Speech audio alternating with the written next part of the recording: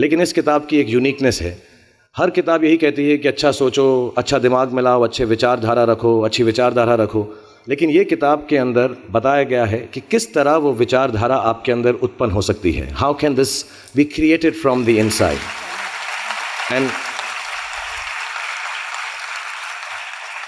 And the second unique quality of this book is कि ये सब कहना बहुत अच्छा है कि अच्छी विचारधारा रखो, लेकिन हमारे अराउंड इतनी नेगेटिविटी रहती है, हम हमेशा बुरे ख्याल इंसान को बहुत जल्दी आ जाते हैं। बट ये किताब के अंदर ये भी बताया गया है कि कैसे वो सेंटर को, वो सोर्स को टैप करके हम बुरे ख्यालातों से बचें।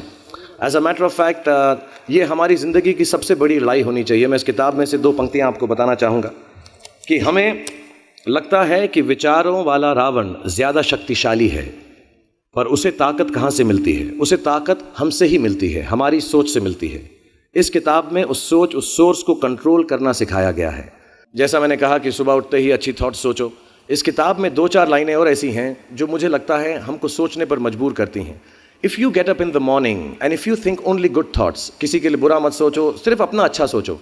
मैं बड़ा सेल्फिश आदमी हूँ और मैं बिलीव करता हूँ कि अगर दूसरों का सोचने का मौका ना मिले, अपने लिए भी सिर्फ अच्छी बात सोचो। ये मत सोचो कि दूसरा हार जाए, ये सोचो कि मैं कैसे जीतूँ। It's only a way that you can turn around the same thought.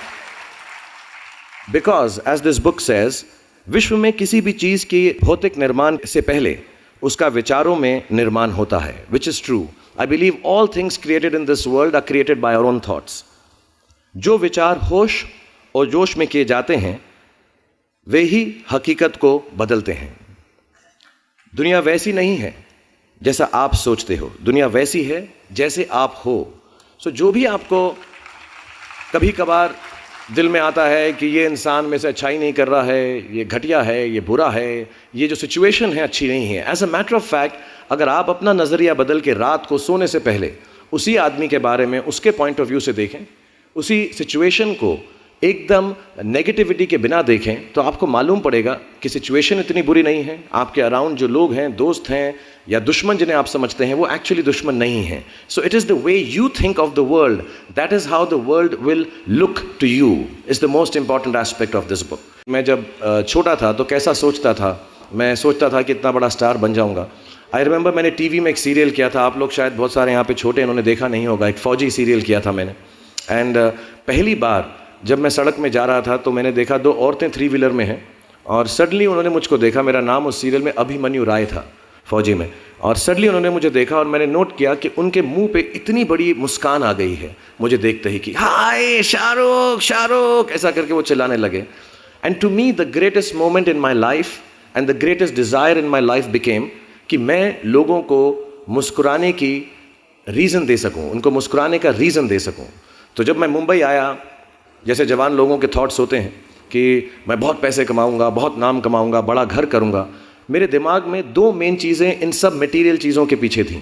आज मेरे पास अल्लाह के फजल करम से सब है, लेकिन इन चीज़ों के पीछे, ये गाड़ी मांगने के पीछे, घर मांगने के पीछे, और मुझे लगता नहीं ये बुरा है। I think all of you should imagine all the good material things that you want, but behind them there were 2 good thoughts. 1, मेरे माँ बाप की डेथ हो चुकी थी एंड मेरे दिल में एक ही अरमान था कि अगर मुझे कोई बड़ा फिल्म फेयर का जैसा अवार्ड मिले तो वो मैं अपनी माँ की याद में अर्पित कर सकूं।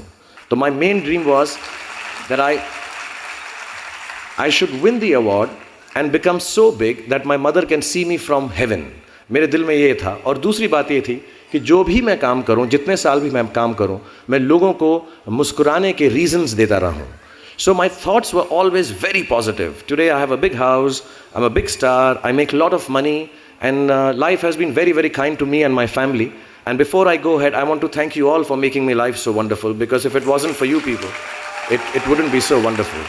But my reasons were very, very clear. Ki I will do this to bring smiles to people's faces. And that's God's honest truth. Today sometimes I don't need any of it, but I keep working day and night, 20 hours a day. मेरे बेटे का जन्मदिन था और उसने कहा आप मेरे साथ नहीं हो। नहीं, मैंने कहा मैं काम पे जाऊंगा, बिकॉज लोगों की मुस्कुराहट मेरे लिए सबसे ज़्यादा अहम है। So if you have a good reason, if you have a good reason, all your thoughts and beliefs and everything that you want in this material world will come through. Also, I want to mention a few initiatives that the Tej Gyan Foundation has taken. मुझे लगता है ऐसे initiatives, ऐसी बातें करने से, अच्छी बातें करने से, फैलाने से लोगों की सोचने का तरीका, नज़रिया बदलता है. आइए